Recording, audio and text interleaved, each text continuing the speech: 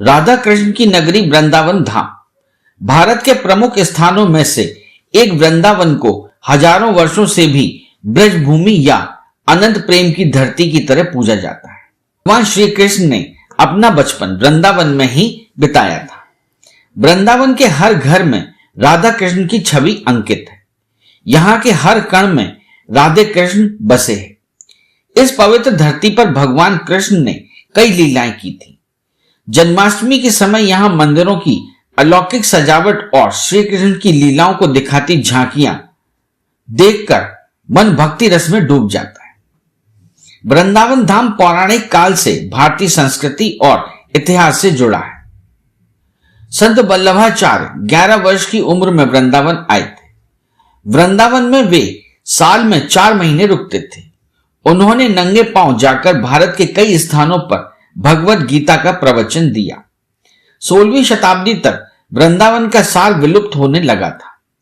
तब चैतन्य महाप्रभु ने 1515 में भगवान श्री कृष्ण के पारलौकिक अतीत से जुड़े खोए हुए पवित्र स्थानों का पता लगाने के उद्देश्य से वृंदावन की यात्रा की। भगवान कृष्ण की दिव्य भक्ति और आध्यात्मिक शक्ति के द्वारा वे कृष्ण के अतीत से जुड़े सभी महत्वपूर्ण स्थानों का पता लगाने में सफल हुए। इसके बाद कृष्ण भक्त मीराबाई भी मेवाड़ राज्य छोड़कर वृंदावन आकर बस गई थी। उनके भजन पूरे विश्व में प्रसिद्ध हुए। बांके बिहारी मंदिर वृंदावन।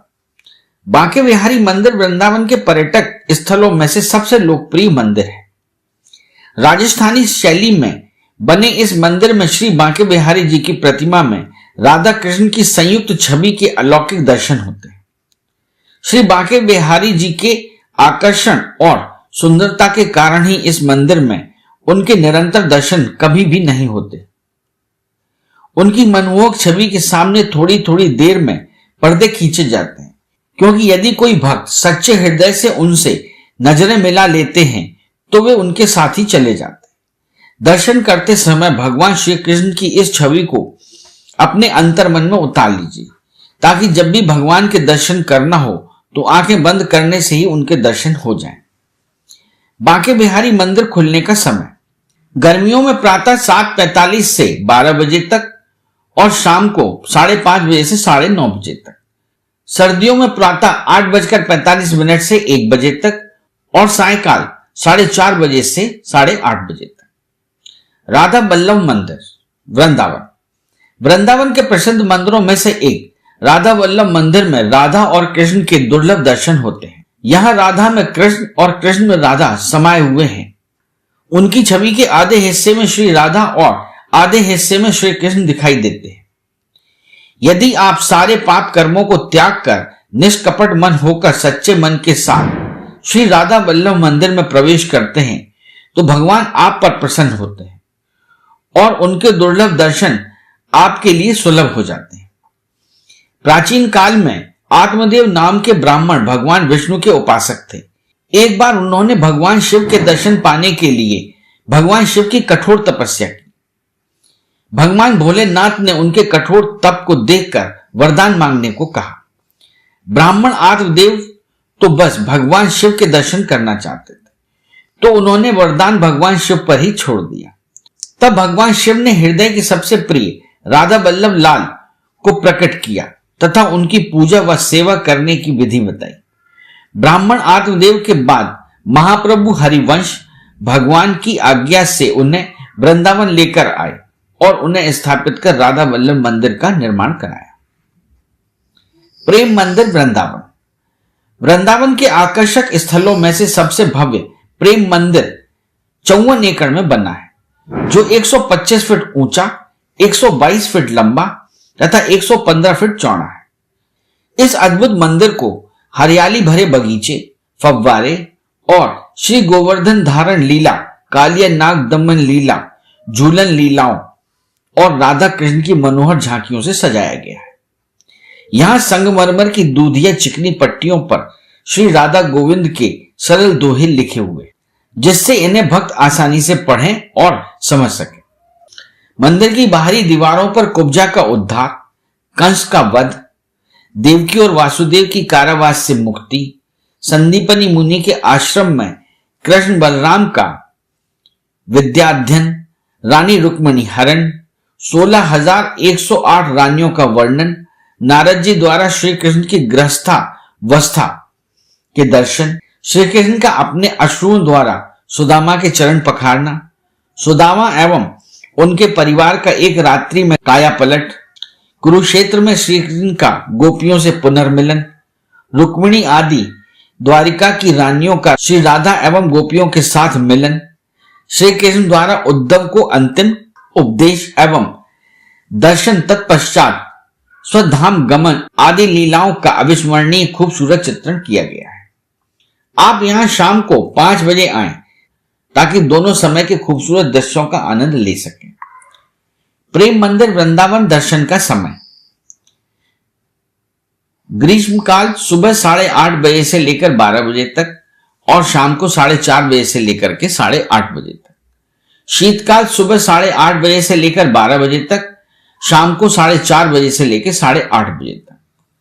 निधिवन वृंदावन, वृंदावन के लोकप्रिय स्थलों में निधिवन एक अत्यंत पवित्र तथा रहस्यमय धार्मिक स्थान है। प्रतिदिन अर्धरात्रि के बाद निधिवन में भगवान श्री कृष्ण एवं श्री राधा रास रचाते हैं। रासलीला के बाद निधिवन परिसर में स्थापित रंग महल में शयन करते हैं। रंग महल में चंदन की पलंग को शाम 7 बजे के पहले ही पूरी तरह सजा दिया जाता है। पलंग के पास राधा जी के श्रृंगार का सामान, एक लोटा पानी और दातुन संग मीठा पान रख दिया जाता है। सुबह होने पर 5 बजे जब रंग महल का दरवाजा खोला जाता है तो बिस्तर अस्त व्यस्त मिलता है। लोटे का पानी खाली होता है, दातुन कुची हुई नजर आती है और पान खाया हुआ मिलता है। वृंदावन में सबसे ज्यादा बंदर, पर शाम होते ही बंदर ही नहीं बल्कि कोई भी जीव जंतु यहां दिखाई नहीं देता। जो भी यहां रात में रुकता है वो 24 घंटे से ज्यादा जिंदा नहीं रह पाता और अंधा, गूंगा, बहरा, पागल या उन्मादी हो जाता है। 2-2.5 एकड़ में फैले इस निधि वन के वृक्षों की डालियां नीचे की ओर झुकी तथा आपस में गुथी हुई हैं। ऐसी मान्यता है कि निधि वन की सारी लताएं गोपियां हैं जो एक दूसरे की बाहों में बाहें डाले खड़ी हैं। जब आधी रात को निधि वन में राधा रानी जी कृष्ण जी के साथ रासलीला करती हैं तो ये लताएं गोपियां बनकर रासलीला में सम्मिलित हो जाती हैं। इस्कॉन मंदिर वृंदावन, वृंदावन की घूमने लायक जगहों में से सन 1975 में बना इस्कॉन मंदिर महत्वपूर्ण स्थान रखता है। इस मंदिर को श्री कृष्ण बलराम के नाम से भी जाना जाता है। लगभग 5000 वर्ष पहले भगवान कृष्ण और बलराम जिस स्थान पर दूसरे बच्चों के साथ खेला करते थे, ठीक उसी जगह पर इस मंदिर का निर्माण किया गया है। इस मंदिर को कई प्रकार की सुंदर चित्रकारी से सजाया गया है। मंदिर की दीवारों पर खूबसूरत नक्काशी और पेंटिंग की गई है। इन पेंटिंग में भगवान कृष्ण की शिक्षा का वर्णन किया गया है। इस मंदिर में हरे राम हरे कृष्ण का भजन गाते और नृत्य करते हुए कई विदेशी लोग दिखते हैं, इसीलिए इसे अंग्रेजों का मंदिर भी कहते हैं। पागल बाबा मंदिर, इस मंदिर की कथा के अनुसार एक बार बांके बिहारी खुद अपने भक्त के लिए गवाही देने के लिए कोर्ट चले आए थे। इस मंदिर की कहानी इस प्रकार है कि श्री बांके बिहारी के गरीब भक्त ने एक महाजन से कुछ रुपए उधार लिए और हर महीने उसे थोड़ा थोड़ा करके चुकाता गया। अंतिम किस्त जमा होने से पहले महाजन ने उस गरीब भक्त को अदालती नोटिस भेज दिया। अदालत में जज ने पूछा, कोई गवाह है जिसके सामने तुमने महाजन को पैसा दिया? तब ब्राह्मण ने गवाह के तौर पर बांके बिहारी वल्द वासुदेव बांके बिहारी मंदिर वृंदावन लिखवा दिया। गवाही के दिन भगवान कृष्ण एक बूढ़े व्यक्ति के रूप में आए और यहां बताया कि कब कब रकम वापस की गई थी। जब जज ने सेठ का बही खाता देखा तो गवाही सच निकली। रकम दर्ज थी और नाम फर्जी डाला गया था। जब जज को पता चला कि स्वयं बांके बिहारी जी ने गवाही दी है तो वह जज अपना घर बार और सब कुछ छोड़कर भगवान को ढूंढने निकल गया और फकीर बन गया। जब वो कई साल बाद वृंदावन लौटकर आया तो लोग उसे पागल बाबा के नाम से जानने लगे। इस मंदिर का निर्माण उन्हीं पागल बाबा ने करवाया था और यह मंदिर मॉडर्न वास्तुकला का उत्कृष्ट उदाहरण भी माना जाता है। गोविंद देव मंदिर। वृंदावन के प्राचीन मंदिरों में गोविंद देव मंदिर एक प्रमुख स्थान रखता है। 2100 वर्ष पहले बने इस मंदिर की बेजोड़ कारीगरी के लिए लोग कहते हैं कि इतना सुंदर काम आदमी के बस का नहीं, ऐसा काम तो भूत ही कर सकते हैं। इस मंदिर की भव्यता देखकर आप दांतों तले उंगलियां दबा लेंगे। एक बार औरंगजेब ने शाम को टहलते हुए दूर दिखने वाली चमकती रोशनी के बारे में जब पूछा तो उसे पता चला कि यह रोशनी की चमक वृंदावन की वैभवशाली मंदिर के ऊपर जलने वाले घी के दिए की है। तब इस मंदिर की 60 मंजिलें हुआ करती थी। औरंगजेब ने हमला करके 3 मंजिलें तोड़वा दी। रंगनाथ मंदिर वृंदावन। श्री रंगजी मंदिर वृंदावन का सबसे बड़ा मंदिर है। इस मंदिर में भगवान विष्णु शेषनाग की सैया पर विश्राम करते हुए दिखाई देते हैं। 1851 में बने इस मंदिर का निर्माण दक्षिण भारतीय शैली में हुआ है। इस मंदिर के अंदर कई स्तंभ और उन स्तंभों पर बहुत ही सुंदर कलाकृतियां हैं। इस मंदिर में भगवान विष्णु के अलावा भगवान नरसिंह, देवी सीता, भगवान राम, भगवान लक्ष्मण, भगवान वेणुगोपाल और भगवान रामानुजाचार्य के दर्शन भी होते हैं। मंदिर के अंदर 50 फीट ऊंचा सोने का स्तंभ बना है। रंगजी मंदिर का मुख्य आकर्षण वाहन और कांच महल है। इसमें रथ यात्रा के सोने की पॉलिश किए हुए वाहन और प्रतिमाएं रखी है। रंगनाथ मंदिर का समय गर्मी में सुबह 5:30 बजे से लेकर 10:30 बजे तक और सायंकाल 4 बजे से 9 बजे तक। ठंड के समय सुबह 6 बजे से 11 बजे तक और सायंकाल के समय 3:30 से 8:30 बजे तक। श्री गोपेश्वर महादेव मंदिर वृंदावन। श्री गोपेश्वर महादेव मंदिर वृंदावन के सबसे प्राचीन मंदिरों में से एक मंदिर है। एक दिन भगवान शिव ने श्री कृष्ण भगवान और गोपियों की रासलीला देखने के लिए एक गोपी का रूप धारण कर लिया और रासलीला में सम्मिलित हो गए। श्री कृष्ण भगवान ने शिव को पहचान लिया। इस प्रकार वे गोपेश्वर नाम से वृंदावन में स्थापित हो गए। केसी घाट। वृंदावन के खूबसूरत घाटों में से केसी घाट का अपना अलग ही महत्व है। यह घाट अपने प्राकृतिक सौंदर्य के लिए लोगों को अपनी ओर आकर्षित करता है। केसी के पावन घाट पर भगवान कृष्ण ने दुष्ट राक्षस केसी से युद्ध किया था और वृंदावन वासियों को उसके अत्याचार से बचाया था। इस घाट पर कई प्रकार के छोटे बड़े मंदिर हैं। इस घाट पर यमुना में डुबकी लगाने से कई जन्मों के पाप धुल जाते हैं और पुण्य की प्राप्ति होती है। इन प्रमुख मंदिरों के अलावा मदन मोहन मंदिर, श्री राधा दामोदर मंदिर, श्री राधा रमन मंदिर, शाहजी मंदिर, सेवा कुंज, जयपुर मंदिर, मीरा मंदिर और श्री राधा रास बिहारी अष्ट सखी मंदिर वृंदावन के मुख्य मंदिर है। वृंदावन के प्रसिद्ध व्यंजन। गायों की भूमि वृंदावन मिठाइयों और दूध से बने व्यंजनों के लिए प्रसिद्ध है।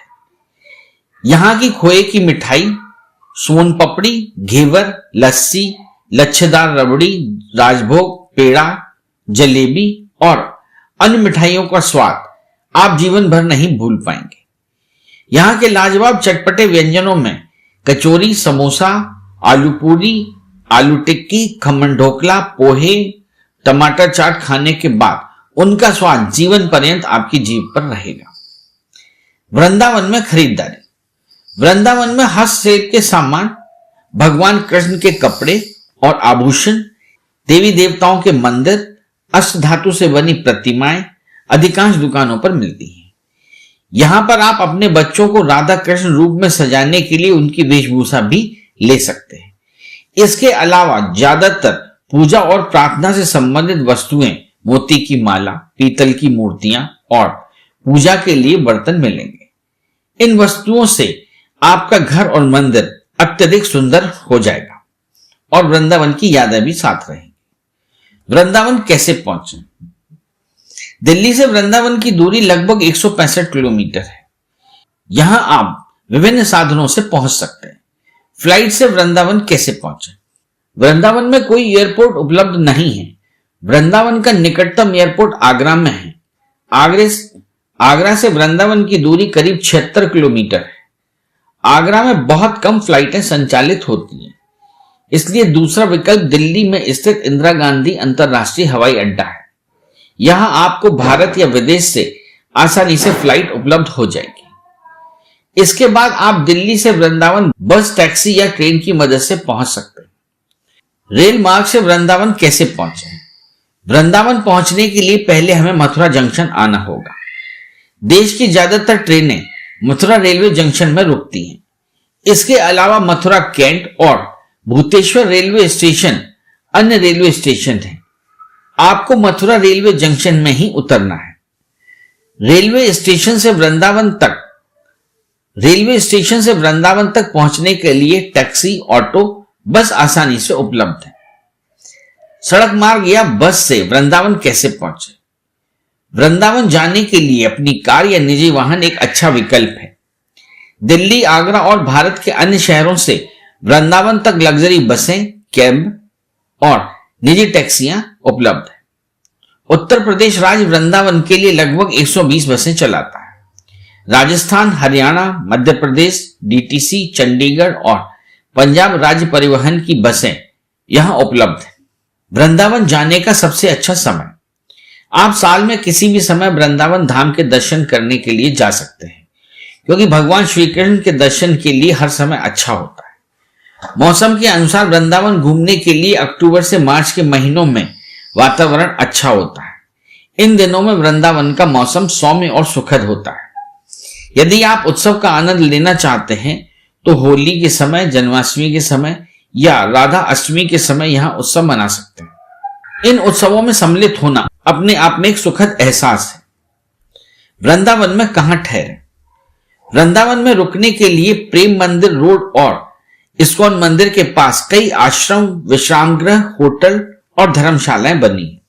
धर्मशालाओं में 500 से 1000 रुपए तक कमरा मिल जाता है और प्राइवेट होटल में भी 1500 से 5000 तक एसी और नॉन एसी कमरे मिल जाते हैं। अरे हाँ, इस चैनल को लाइक और सब्सक्राइब करना ना भूलें। देखते रहिए बंजारा बीट्स।